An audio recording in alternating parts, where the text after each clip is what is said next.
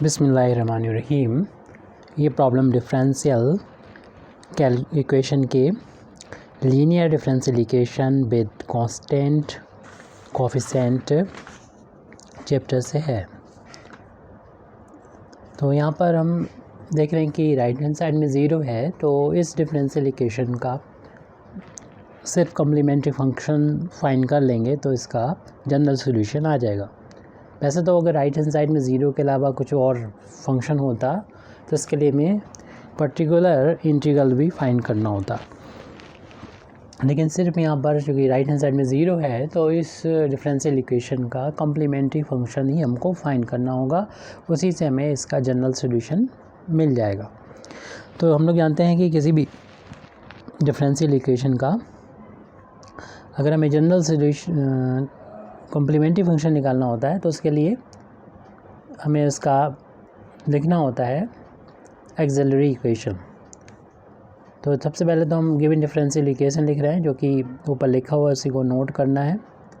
इसके बाद हमें कॉम्प्लीमेंट्री फंक्शन फाइंड करने के लिए इस डिफरेंशियल इक्वेशन का एक्सिलरी इक्वेशन लिखना होगा। और एक्सिलरी इक्वेशन लिखने के लिए आप बाई जो है उसका कोफिशिएंट देख लीजिए, जो डी का फंक्शन है उसमें डी की जगह बस एम करना होगा, एम लिखना होगा, तो इसका एक्सिलरी इक्वेशन आ जाएगा। दी एक्सिलरी इक्वेशन इज, एक्सिलरी का मतलब होता है हेल्पिंग, यानी सहायता करने वाली, सहायक इक्वेशन।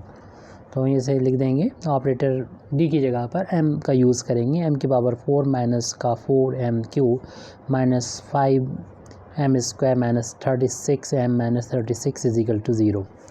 और यहाँ पर m की पावर 4 है तो m की 4 वैल्यू मिलेंगी, और इन वैल्यूज़ को हम m की 4 वैल्यू के करस्पॉन्डिंग कॉम्प्लीमेंट्री फंक्शन लिख देंगे रूल के अकॉर्डिंग।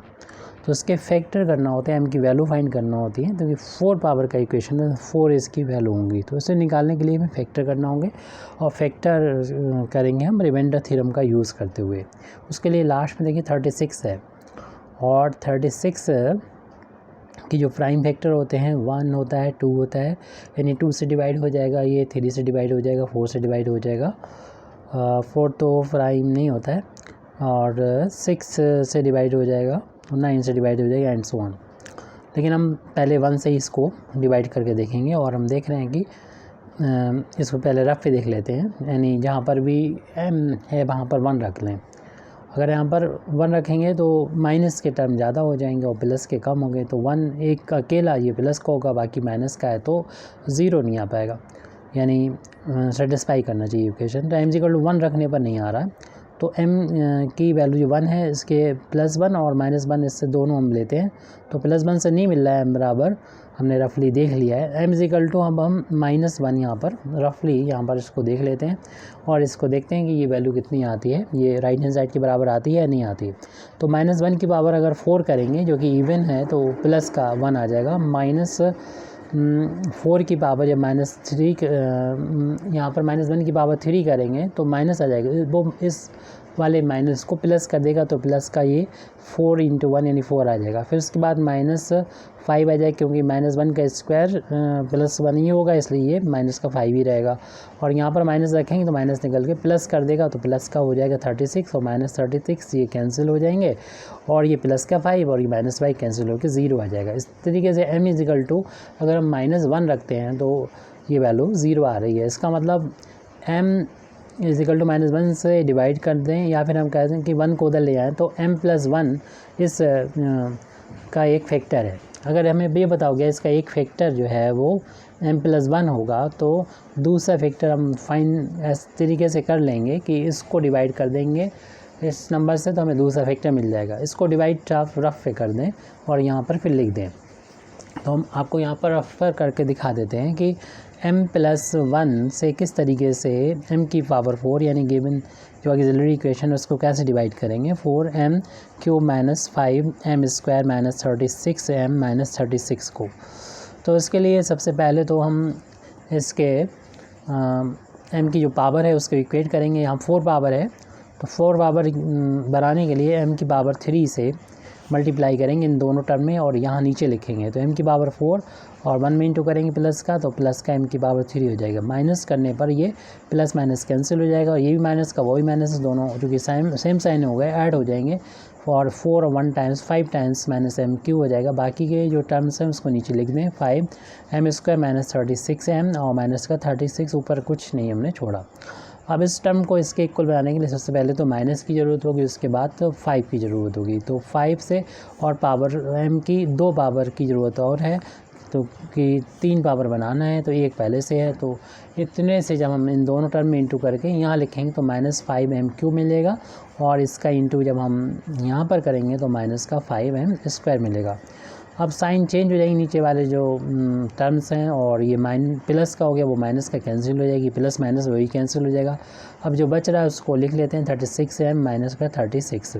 अब इसको इसके इक्वल बनाने के लिए माइनस के 36 की ज़रूरत है ओनली, तो -36 का जब इसमें इंटू करेंगे -36m हो जाएगा और -36 का जब 1 में इंटू करेंगे तो माइनस का 36 हो जाएगा। घटाने पर इनके साइन चेंज हो जाएंगे और प्लस माइनस कैंसिल होके 0 आ जाएगा। इस तरीके से दूसरा फैक्टर हमें ये मिल गया, इसको यहाँ पर हम लिख देते हैं, यानी m³ माइनस 5m² और माइनस का 36। तो ये दो फैक्टर मिल गए, लेकिन हम देख रहे हैं कि यहाँ पर अगेन 3 पावर का है, तो उसके लिए दोबारा से इसी रिमाइंडर थ्योरम का यूज़ करते हुए हम फैक्टर निकालेंगे। तो यहाँ पर देख लिए 36 के में 1 से डिवाइड जा रहा है और 2 से, तो 1 रख के यहाँ पर देखेंगे तो 1 रखने पर +1 रखें -1 रखें तो ये वैल्यू 0 के बराबर नहीं आ रही है। 2 रखेंगे फिर भी आप चेक कर लीजिएगा नहीं आ रही, हम देख चुके हैं करके। और 3 रखेंगे, 3 का क्यूब जो है 27 होता है, 3 का स्क्वायर 9 और इसमें इंटू करेंगे 45 हो जाएगा और 36 माइनस, यानी माइनस के ज़्यादा हो रहे प्लस के कम है, इसलिए ज़ीरो नहीं आएगा। जब आप m बराबर 6 रखेंगे, m बराबर 6 रखेंगे तो हम यहाँ पर जो m बराबर 6 रख के दिखा दे रहा है आपको इस वाले फैक्टर में, तो m की पावर यानी 6 है 3 है सॉरी, तो 6 की पावर जब यहाँ पर हम 3 करेंगे तो और उसके बाद 3 करेंगे उसके मल्टीप्लाई करेंगे तो आ जाएगा 216 आ जाएगा। उसके बाद है माइनस का 5 इंटू m की जगह पर 6 रखेंगे, 6 का स्क्वायर 36 होता है, -36 है ये, और इनका इंटू कर लेंगे तो इनका इंटू आ जाएगा 180 हो जाएगा ये -36। अब इन दोनों को ऐड कर लेंगे तो ये हो जाएगा 6 और 1 2 ये दो प्लस माइनस कैंसिल होकर 0 आ रहा है। इसका मतलब m बराबर 6 रखने पर मीन्स 6 को अगर m की तरफ ले जाएंगे तो m-6 इसका एक फैक्टर होगा। तो इसका मतलब हमें इसका एक फैक्टर तो मिल गया m-6, और दूसरा फैक्टर हम डिवाइड करके अभी निकाल लेते हैं इसको, तो उसको भी रफ पे डिवाइड कर लेंगे, यानी हमें एक फैक्टर मिल चुका है m-6, दूसरा फैक्टर m³ माइनस 5m² और -36 का डिवाइड करके निकाल देंगे। तो इसको इसके इक्वल बनाने के लिए m² से मल्टीप्लाई कर दें और इसको रफ पे करना है, लेकिन रफ को भी आप सामने जो है दिखा सकते हैं, बाद में सामने ही दिखा दें तो ज़्यादा अच्छा है, वैसे ना भी दिखाएंगे तब भी चलेगा। तो m³ से इंटू करेंगे तो m³ हो जाएगा माइनस का 6m², ये m² के दोनों में इंटू कर दिया, ये तो कैंसिल हो जाएगा और इन दोनों का डिफरेंस है प्लस का m² माइनस का 36। अब इसको इसके इक्वल बनाने के लिए वैसे तो m+6 का इंटू करेंगे, डायरेक्ट भी कर सकते हैं, लेकिन चूँकि एक एक करके हम लोगों ने सीखा है तो m+6 यहाँ ना लिख के हम सबसे पहले देखेंगे m का इंटू करेंगे, यानी प्लस के m का इंटू करेंगे यहाँ पर तो m² मिलेगा और इसमें इंटू करेंगे माइनस का 6m मिलेगा। घटाने पर ये साइन चेंज हो जाएंगे, प्लस वाले माइनस वाले प्लस, m² कैंसिल हो जाएंगे, प्लस का 6m मिल गया और माइनस का 36 है। अब इसको इसके इक्वल बनाने के लिए 6 की ज़रूरत है, तो प्लस 6 का इंटू करेंगे जब यहाँ पर तो 6m माइनस का 36 पूरा ये देख रहे हैं साइन कैंसिल हो जाएंगे, ये साइन चेंज होने के बाद कैंसिल हो जाएंगे। तो दूसरा फैक्टर में पता चल गया, यहाँ पर लिखने के लिए 3 पावर थे, इसमें एक फैक्टर ये और 2 पावर ये हो जाएगी m² प्लस m प्लस का 6। इसको मिडिल टर्म स्प्लिटिंग से सॉल्व नहीं कर पाएंगे क्योंकि इसके 2 फैक्टर अगर हम देखें तो 6 के 2 और 3 होते हैं और इसका डिफरेंस भी हमें मिल जाएगा, लेकिन उसके लिए एक को पॉजिटिव है और एक को दूसरे को निगेटिव होना चाहिए। लेकिन अब इनका इंटू जो है वो पॉजिटिव आ रहा है और इन दोनों का इंटू आ रहा है फर्स्ट एंड लास्ट का पॉजिटिव, इसलिए ये फैक्टर नहीं हो सकते। तो इसलिए हम इनको अलग अलग 0 के बराबर पुट करके m की वैल्यू निकालेंगे। जब इस फैक्टर को हम रखेंगे 0 के बराबर, तो उससे m की वैल्यू -1 मिलेगी।